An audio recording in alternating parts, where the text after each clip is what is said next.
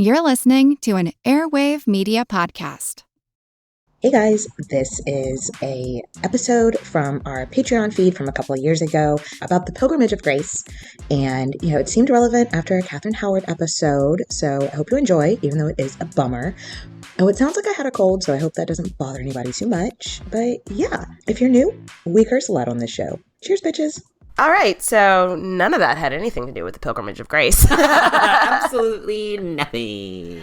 But that is what we're here to mainly talk about today. It is a bummer, but it's interesting. Yes, because we talked about Jane Seymour in our last episode. And we talked about how whenever she tried to beg Henry VIII to take mercy on the people in the Pilgrimage of Grace, and he was like, bitch, stay in your lane. And she was like, okie dokie. That was a direct quote. Direct quote. Okie dokie. Jane Seymour. So what is the Pilgrimage of Grace? So in a nutshell, it's like a march of these homeless monks that led to an uprising in northern England during the reign of Henry VIII. This was whenever he had formally split from the Catholic religion. It's not really a march of monks. I'm sure that there were definitely some people started it. The religious order in it, but it ended up being just the biggest uprising against the monarchy since since the end of serfdom. Well, I mean, he broke away from the Catholic Church, which is huge. Back then, so of course, there's going to be some riots. I mean, because back then there was no such thing as separation of church and state. No. Church was state. This is one of the things that made us want to separate church and state. And so, for the king to come in and be like, the religion of all of your family and all of your ancestors and everything you've ever known, the cornerstone of your life. Yeah. That's gone. So you're starting from scratch. But so whenever he first split with the church, the people more or less were like, well, we saw Thomas More get his head cut off, so we're just going to roll with it. No pun intended. Yeah. We're going to roll with our heads not rolling. Sorry, I had to. I know. That was too juicy. It was too good. So a number of things led to this whole riot. One of them, obviously, is Henry and the Catholic Church divorcing Catherine of Aragon. Maybe you've heard of her. Also, the Catholics were pretty pissed off that he had executed Anne Boleyn, which I found pretty funny because they hated Anne Boleyn for, ever, while she was alive. But whenever she was dead, they were like, okay, you've gone too far, Henry VIII. Well, it also didn't help that he put up all these charges against her. He didn't just kill Anne Boleyn. He killed 6 dudes. And then 11 days later marries somebody else. It was okay, you're not even trying to pretend it wasn't about you just wanting to put your wives aside. Exactly. You just want them dead. You killed all these people just so you can marry the next one. Yeah. And people were getting kind of done with his reign of terror. Yeah. So Henry had created his own church to give him all these divorces and executions, all the little executions his heart could handle. He was so over these Catholics and their mass. Ugh. Their relationship is over, officially. When you're a dick like Henry, once you split from the church, what do?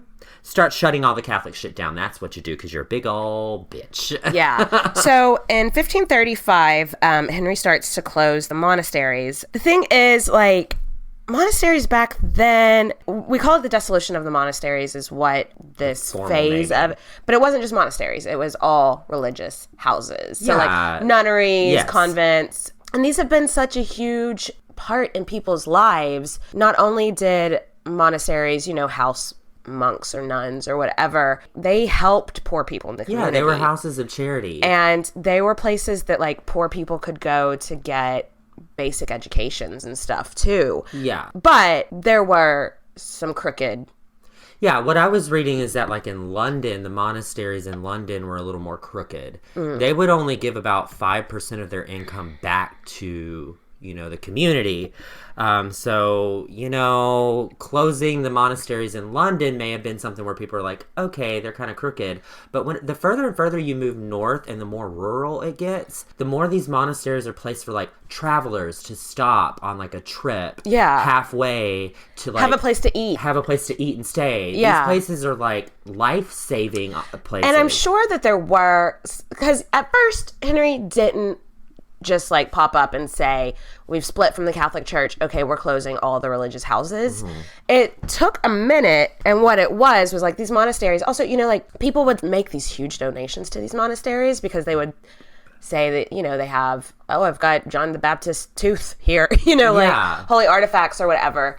And so people would pay a lot of money to them, donate. And, you know, monasteries also would have like huge golden crosses and stuff that was worth a lot of money. Well, monasteries would also have like farms, and they would do sheep herding. So they had income. They would have income, but not only that, they would give that food and the wool and the stuff back to the community, especially in these northern monasteries. Again, not so much in London, but way more the more north you go. Yeah. They would actually contribute to the economy and they would provide jobs for people. Yeah. They would provide income for people. And the thing with all that income is that Henry's treasury is zip. Yeah, and he needs some money. He needs some money. And where do you go? Church. And everybody knows he needs money. So for him just to be like kind of out of nowhere, suddenly like, oh, well, all the monasteries are crooked. I'm going to launch an investigation. And he did send out people to like investigate the monasteries. Now, whether they were like, and there were a few they didn't shut down. I guess because they needed to like hold up that this was legit, like their investigations into the monasteries. But like at the end of the day, he was not closing the monasteries over theological disagreements. No. He wanted to take all of their relics and expensive artifacts and take all of their income and put it into the treasury that he had fucking blown. Yep. I want to go off on a little tangent real quick. So Henry VIII's dad, Henry VII, was a penny pincher. To say the least. Like, he didn't spend any money on unnecessary wars. He didn't spend any money on big over-the-top weddings or funerals or coronations or anything like that. And whenever he died, when Henry VII died, he had left England with such a surplus. And so this is only like 40-something, not even, I guess this is like 20 years later, and Henry VIII has spent. Blown it all that money. And I'm not saying he should have been quite a tight ass like his dad, but he was going off on vanity wars with France that had no point. There was no point to do them. He was throwing all this, like spending so much money divorcing a wife. You know, it was just like, if he would have just been a little bit, not such a fucking douchebag. This whole thing. That is asking too much of him, Katie. You are asking way too much of Henry VIII. Anyway, I just get so mad thinking about some of the shit that he did. Yeah, it's aside from his wives. Yeah, I know. There's way more. But in 1536, like we said, him and his homeboy Cromwell decided to order the official dissolution of the monasteries. So not only is he closing the monasteries, he's also closing your priories and friaries and convents. Oh my. Priories and friaries. I can't, that's too hard to say too fast. No more Sister Act for England, goddammit. Oh. They're done. Henry's taking all their income, all their relics, all of their assets, and keeping it for the crown. Stealing from Jesus sounds like a pretty shitty PR move for me.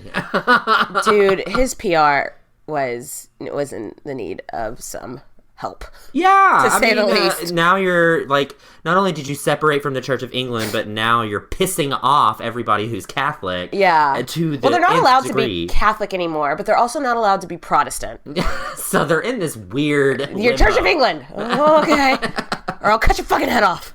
So, on a perfectly lovely day in September, the king's commissioners arrive at Hexham Abbey to remove the monks, and y'all, the gates were locked and barricaded. Hell no, we won't go. Then, up on a roof, a monk appears dressed up in armor, bitch. This monk got crunk. He starts telling the king's commissioners that monk got crunk. Yes. I love it. Ma'am, this monk got crunk.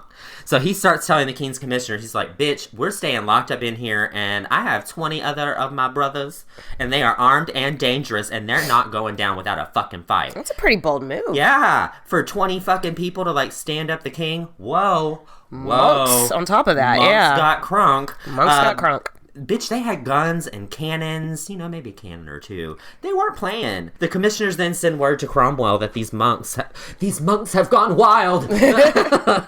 But they continue to march to Lincolnshire and announce this church liquidation sale. They're like, all the churches are getting liquidated.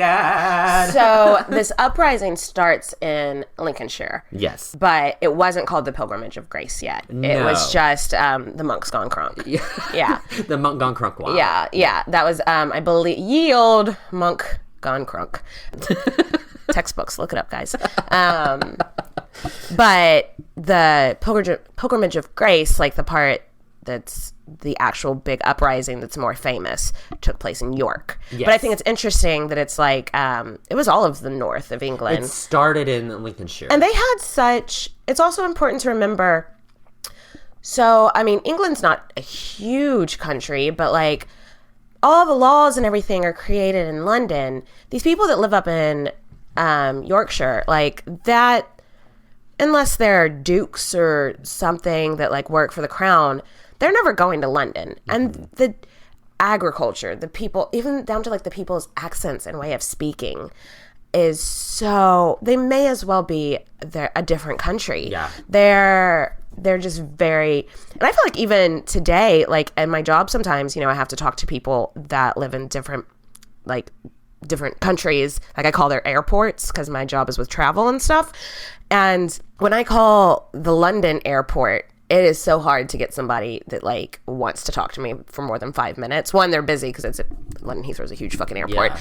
But two, they just, and I'm sure this is not true for everybody in England, so don't at me if you don't find this true, but this has just been my experience.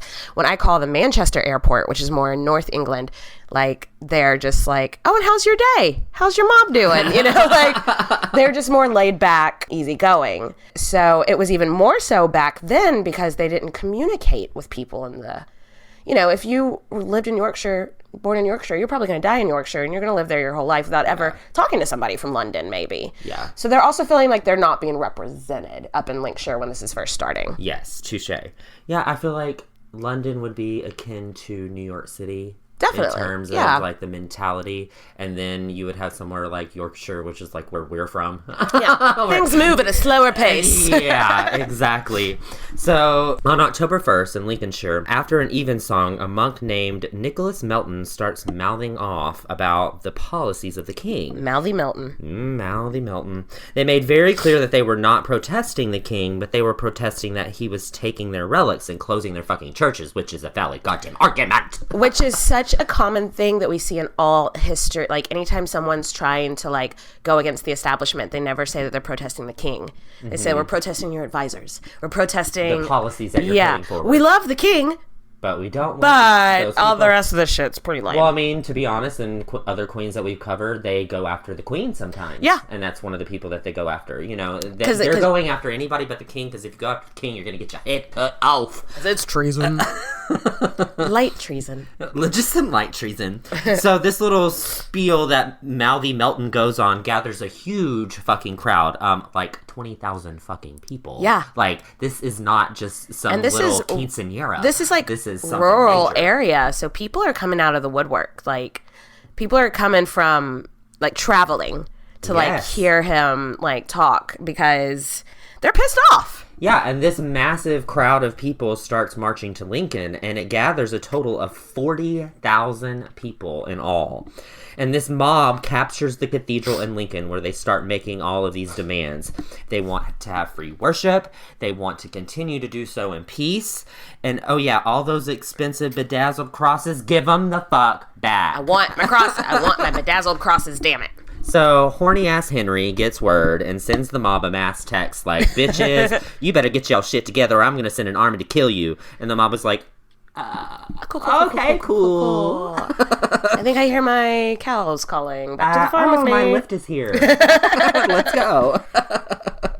So the leaders of this uprising, after this is done, all the leaders of this Lincolnshire uprising were executed. Well, I think also, I don't know if you read this as well, I believe one of like the angry mob kills one of Cromwell's guys. Like, oh yes, I did put that in here. One of Cromwell's guys that was there, just like doing what Cromwell and the king told him to do. They like took the papers out of his hands and like tore it up, and then they beat the guy to death.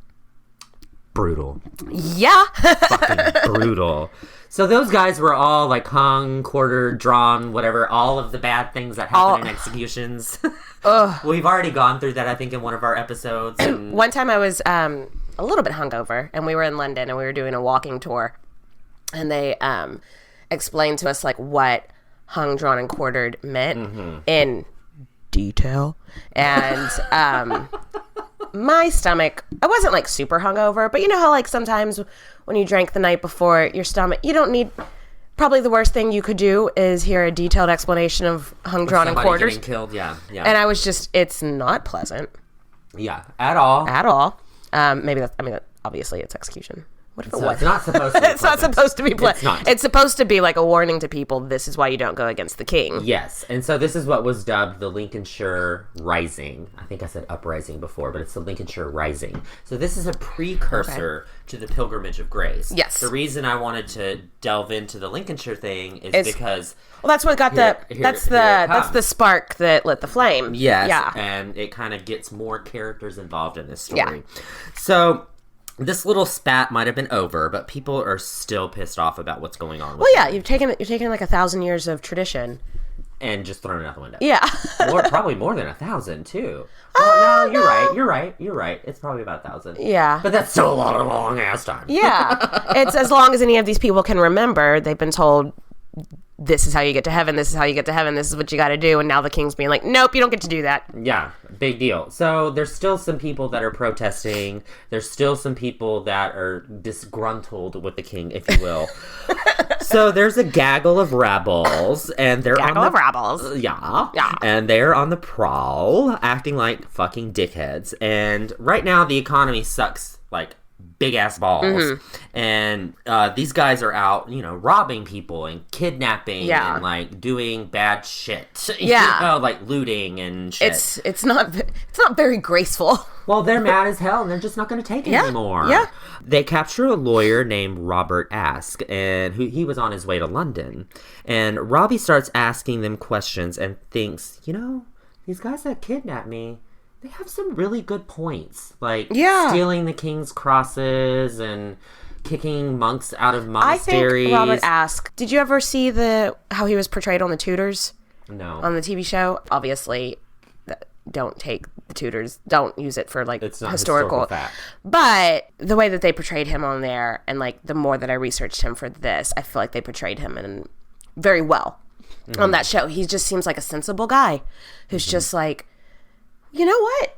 This is fucked up. And he is somebody that lives in the north that does go south, that does go to London, who has a decent standing in the community. And so he's just really like, I think I can help these people. Yeah, and he's a lawyer. So he's very well versed. Yeah. He's very intelligent. He knows how to speak. He's like, okay, y'all are just an angry mob right now. Let me give you some intelligent words to use. And the rebels are like, cool, this Robbie guy has got some good shit to say. Maybe we should use him. So the rebels end up asking Robbie if he would like to lead their cause.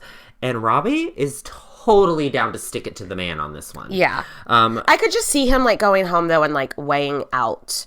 Like I see him as I do this? I see him the type of person that makes like a pros and cons list. Oh yeah. Yeah. Yes. Like totally. He's making his list He's making his list. Checking it twice. Gonna check if it's treason or not. Robert Aske is coming to London. We talked about this last night. For some reason, Katie sings the most on this podcast. I am not the more musical one of the two of us. I am the singer of the group, and Katie is the one that sings the most in this podcast. Robert Aske is coming. Anyway. So Robbie is a great spokesman.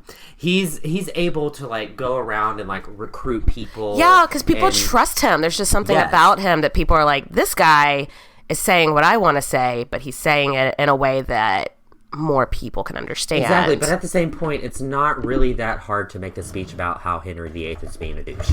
Like how Henry VIII's advisors are being douches. Because it's not the king. It's not the king. It's the king. It's Cromwell. Because it's kind of weird though, because like they were all kind of up in arms, being like, "Well, Cromwell is so lowborn. Mm-hmm. Why is he advising the king?" And it's kind of like, y'all got pitchforks. Like, what? Where's your room to talk?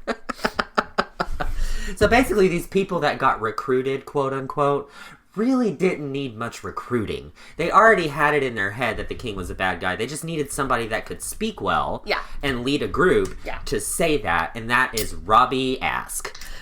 So Rob moves this mob right on into Yorkshire. The Rob mob? The Rob mob! Oh my god, the monks got crunk and Rob got his mob. Yep. The idea is that they're going to use this army of like 9,000 guys to get these monks back to their monasteries. So literally, this isn't like some ingenious idea. Like literally the idea is just, hey, we got like 9,000 fucking guys. Let's just walk right back to the monasteries and say, bitch, move out. Yeah. We're putting these monks back in. We're putting the monks back in. Go. So, I guess in 16th century England, this is like hella fucking strategy. Like, because it worked. Yeah. Like, the king had just moved in these random ass tenants that just lived there. I don't know why he gave them the monasteries. Or they like... Whenever an army of 9,000 guys are like, move out, they're like, okay. We're gone. I heard y'all killed that other guy, so yeah. So Rob, after they take over this monastery, he makes a speech there in front of a crowd declaring their pilgrimage. And this leaves the nobility that's around in the town surrounding him. They're like, holy fucking shit. It's like, what are we supposed to do? We don't want to get shaken in the boots. Yeah, because like the nobility, like the dukes and stuff of that area, I mean, you don't want to get killed by the angry mob, but you also don't want your boss, the king, who you do have to see and deal with. It's almost like it's a populist/socialist movement, like where there's just a group of normal people taking to the streets. Yeah. And so the nobility, they're like, yeah, these are the people that would fight in our army if we had to Oh, totally. fight. Yeah, like if... And now they're trying to fight us. Yeah. So we might not win this. So the nobility is like weighing their options going, these are the people that were supposed to fight for us and now they're going to turn against us. Yeah, because if the king was like, say he needed to go to war to France again for no reason, that's what he does. He like goes to the dukes and the barons and the lords and is like, muster me up an army. Mm-hmm. And yeah, and it's like, well, these people are going to deflect. Yeah, they're gonna fight against us. Yeah. So there was one noble named Thomas Darcy, and he emails the king, and he's like, yo, these troops, we don't have enough troops to fight these guys. These troops are our troops. Yeah, we don't have enough people We to don't fight have against any that. other troops. Those were all our troops. And of course, King Henry, being the giant dick he is, now sees Thomas Darcy as a traitor. He is totally like, oh, he's joined that cause. And he's like, no, I just don't know what, I thought I was doing the right thing, telling you what was going on. And there's great debate amongst historians of whether Darcy was actually a traitor, and he really was in cahoots with these rebels, or if he really was loyal to the king and just got dragged into it. What do you think? I think that he was in on the deal. Okay. I honestly think, in my opinion, but it is very plausible that he got dragged into it. So you think he was in on it and was just telling the king he wasn't? Like, you think he was sympathetic? You think he was sympathetic to the cause? And he was trying to cover his own ass so that he didn't have to, like, formally denounce the king, because that could be problematic. But I think that he was sympathetic towards the cause and was like, you know what, this is a really good excuse because I have thousands of people marching on my doors. I can say, I have no choice in the matter. Yeah. This is just happening and I'm getting caught up in this and I don't know what to do. What happened to that guy? Or are you going to tell me later in the story? Yeah, it's coming later. Okay. Later in the story. Okay. So Rob and his mob moved to Pontefract Castle, which just so happens to be where Thomas Darcy is just tucked away. Rob starves out Darcy, who's just sitting there shaking in his little baby boots in a castle. Like, he's just like, oh my God. His little Caligulas. His little Caligulas. Little boots. Eventually, anybody that is a noble person is sheltering in the castle, but they end up surrendering because 9,000 people. Yeah, you're kind of 9,000 people against like 10. Like, yeah. And not only do they surrender, but they end up taking an oath to join the cause of the rebels. This is why I think Thomas Darcy was actually in on it. Yeah. Because he made all of the people in the castle that were like, oh, but we're loyal to King Henry VIII. Like, just fucking sign it. Just sign this oath to say that you're with the rebels. Like, sign the thing. This is one of the reasons why I think that he was in on it. Not only does all of these people join, Darcy joins, and the Archbishop of York joins. Like, there's a lot of really powerful people that join the cause of the rebels. Again, another reason why I think Darcy's in. Question. Yes. Archbishop is a Catholic person that... It would be a former archbishop. But he still has got some kind of title or something. Because archbishops are right below cardinals, right? Mm-hmm. And so they all report to the Pope. So I have no idea. Add us if y'all want to tell us, like, what happened to all the people who were archbishops. Did they get, like, a different kind of title and still, like, were powerful, or were they completely stripped? I would think that if you made a deal with the king, you would probably be okay, but otherwise you're probably driven out. Interesting. That's a rabbit hole for another time. Okay, so like we said, there's speculation that Darcy and the Archbishop were really rebel sympathizers. So maybe Henry's just paranoid, but maybe his paranoia is justified. Maybe these people are really turning against you. So it's like, he's already fucking psycho crazy, and now there's... Psycho crazy. Qu'est-ce que c'est? Okay. Sorry. We're Katie singing again. Got a song in my heart, Nathan. So Robbie even offered Darcy to take over the rebel cause for him. Oh. I mean, that would be... But Darcy, of course, fucking refuses because he's like, bitch. Oh, no, I'm definitely going to get killed. Yeah, I'm definitely going to die. But Darcy did end up lending Rob some of his soldiers. So he had soldiers and was like, okay, well, I have a couple thousand. Here you go. Yeah. And he also, Darcy also had some fancy-ass flags made for him. And that became the symbol of the Pilgrimage of Grace. And it's I remember this from the Tudors and, like, going down a rabbit hole when I watched that show. It's a flag with, is it the 6 places where Christ had, like, wounds whenever he was hung on the Five places. It's a bleeding heart over a chalice surrounded by 5... Like, the hands, the feet, and the head. No, didn't he get, like, stabbed in the side or something? It's the side. Look at me. Knowing the Bible. Katie, I just really proud of you. I just really love Jesus Christ Superstar, so. Drama. So Rob and his mob have some power behind them now. So he sends word to Henry asking him... They have corporate backing. Yes. Factual. So he sends a word to Henry and says, hey, yo, you should take Parliament and move them up north so that we could have a little meeting, And you know what? It makes sense. Like, for a country, if there's an uprising in the north, bring the king to the north to meet with the people. Yeah. Well, also, to have a separate Parliament in the north of England and the south of England, because, they feel, especially at this time in history, they feel like 2 different countries anyway. So the people in the north aren't feeling like they're being represented. So maybe this would have prevented all of this drama. It wouldn't have even been that much more of a financial drain to have 2 parliaments. No. Because it's literally just bring the people that are part of Parliament to that other... Henry takes this the way that you think he would. He's fucking pissed. Not listening to anything beside just seeing rage. Yeah, he thinks that they're trying to overthrow him, is basically what it boils down to. And it's not at all. They're not at all trying to overthrow him. Because they're being... Again, they're like, we don't hate you. We hate your... We just want our monasteries. And Rob genuinely isn't trying to overthrow Henry. He's just trying to get rid of Cromwell. Yeah. That's really all it is. Oh, yeah, and that whole kicking people out of their churches. Come back in there, please. Yeah.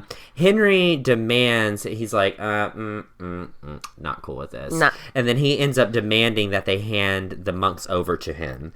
And then Henry's advisors have to tell him, yeah, bro, you can't do that. That's not going to go down cool. We're kind of outnumbered, and you're going to, literally hand over the guys that they're fighting for. Yeah. Like, because that's really what I see the Pilgrimage of Grace as. It's like a bunch of homeless monks, and everybody's fighting for them to get back to their home. Yeah. That's literally what this is. So I do not blame Jane Seymour for being like, dude, just fucking pardon them. Yeah. They're just a bunch of homeless monks that just want to be back home. Show them mercy. And he's like, I'll kill you like I killed my last wife. Yeah. Henry gets a great idea, so he summons Thomas Howard, you know, the uncle of Anne Boleyn and Asshole uncle of Anne Boleyn that Catherine Howard. Threw her under the bus. He's the Duke of Norfolk. Very good politician. Well, yeah. Very good at spinning things in his direction. He must be, if his niece that he put in front of the king has been beheaded, but he's still in power. He's still like looked by the king like as a useful person and like a powerful person. He must be a damn good politician. Yeah, I would compare him to like a Lord Varys. Like he's somebody that knows everything about everybody and is just very in the know. But way more powerful on paper than Lord Varys. Oh, yes. Yeah. Henry knows that at the end of the day, he can't beat this mob with just like brute strength. Yeah. And Thomas is a guy that everybody that is a rebel, they would trust. They feel like they would be able to trust him because he's kind of seems like he could be somewhat of a sympathizer because his niece just got beheaded. But they don't know him. No. They don't know him like we do. So Tom summons up a few of the leaders of the rebels, including Thomas Darcy, and they start negotiating. And Tom Howard tells them and is like, okay, you need to hand over Robbie. Like, Robbie has got to go. Yeah. Like, he is the leader of this mob, so he needs to go. Maybe if you hand him over, the king will be nice to you after that. And the rebels say, fuck you. No, yeah. We're not handing him over. But then Sneaky Tom is like, okay, kind of figured this was going to happen, so let's go to plan B. So he tells the king, how about you pardon all of these northerners?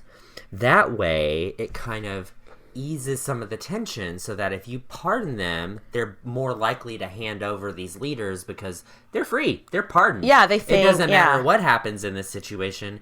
They're good to go. And he's like, I did just threaten to murder my wife for suggesting the same thing in front of a full group of people, but now that you put it that way... And doing this would end up breaking up the mob because they would see this as a kind of surrender from the king, saying like, okay, I'm willing to work with y'all. I'm willing to work with you.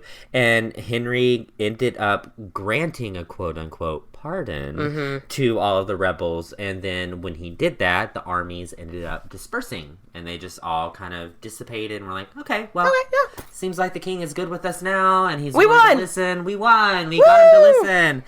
So Henry calls up Rob at this point and asks him if he wants to spend Christmas with him. And Rob is like, Christmas with the king? This is going to be bomb as shit. Girl, be right there. I would be flattered as fuck. Yeah. If the king of anything. And Rob Aske just comes off as such like an earnest person. Yeah, that he doesn't suspect anything. You are absolutely right. He's just like, the king has, because I think some people told him, maybe you shouldn't go. And he's like, no, the king has given his word.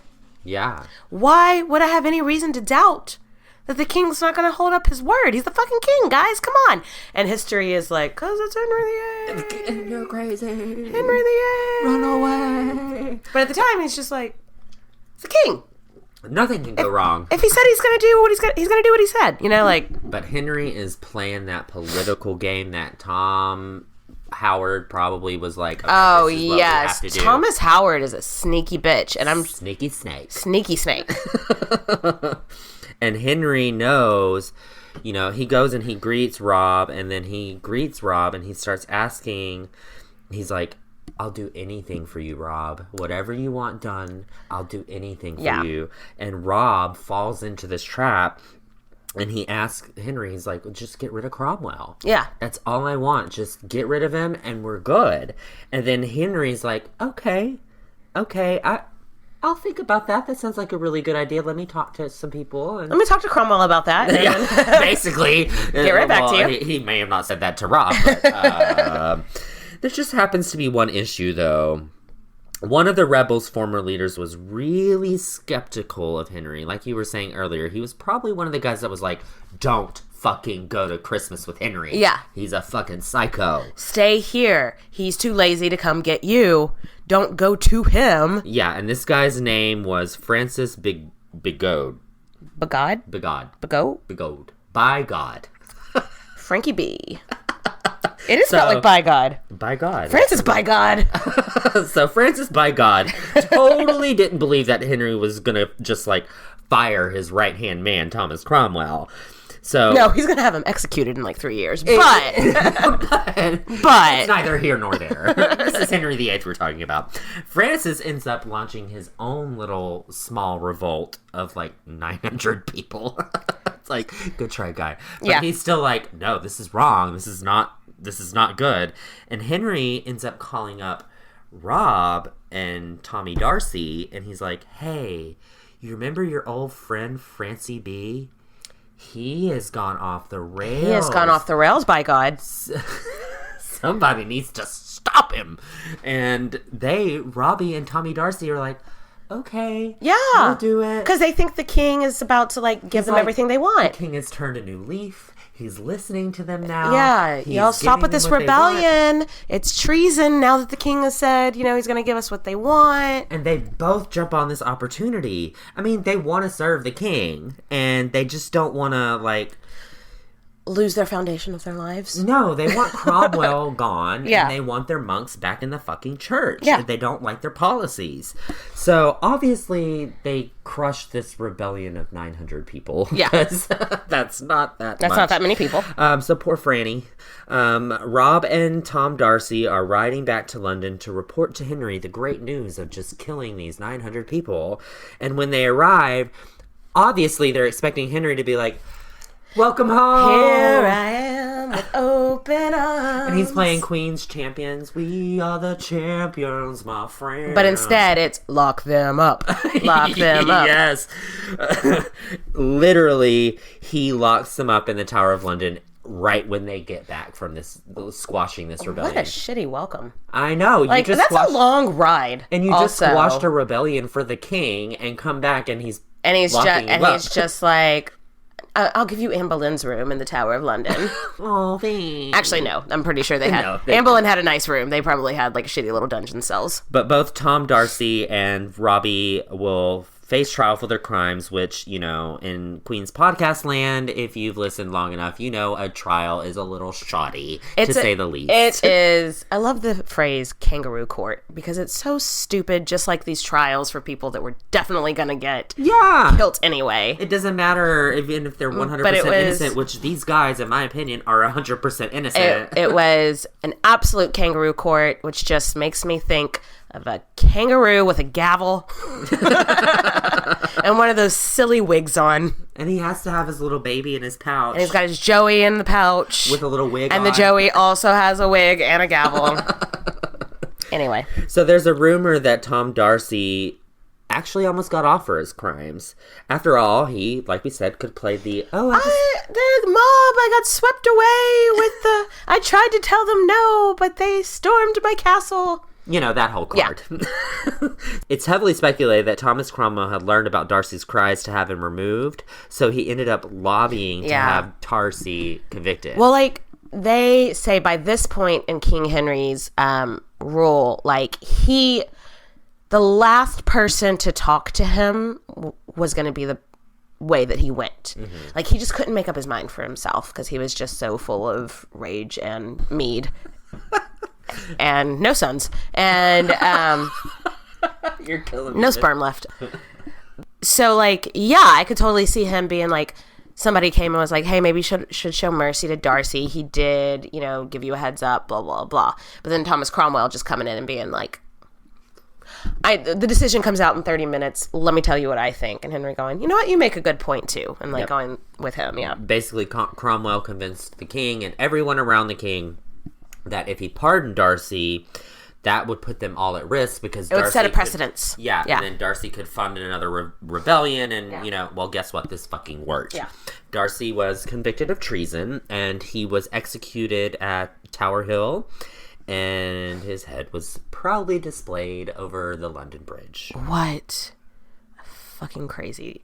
I am so... Oh no, this is not the crazy part. Oh no, I know. I was just saying, I meant more like, what a crazy tradition, because they did that all the time. People that were executed for treason, and it's just another reason I'm happy to live in the future. Because we don't get beheaded, and our heads don't get displayed on the London Bridge. I mean, there's still like... The bridge is falling down. Because it's got so many heads lining the walls. Heavy bridge, all those heads. That is a very heavy bridge. It's a very heavy bridge, guys. Anyway. So, if things didn't go so well for Darcy, bitch, who's like part of the nobility. They're really gonna suck for Robbie. Oh. They are really gonna suck. So, obviously, he was convicted of treason, and Henry really went all out on this execution. I feel so bad for this guy. I know. Because he like was telling people like, no, the king is gonna do what he said. Why? What could the king possibly gain from lying to us? And which makes me think he was a man that really believed in his convictions. Yeah. Because he just earnestly thought, like, why would the king do anything to hurt me if he told me he agreed with me, you know? Yep.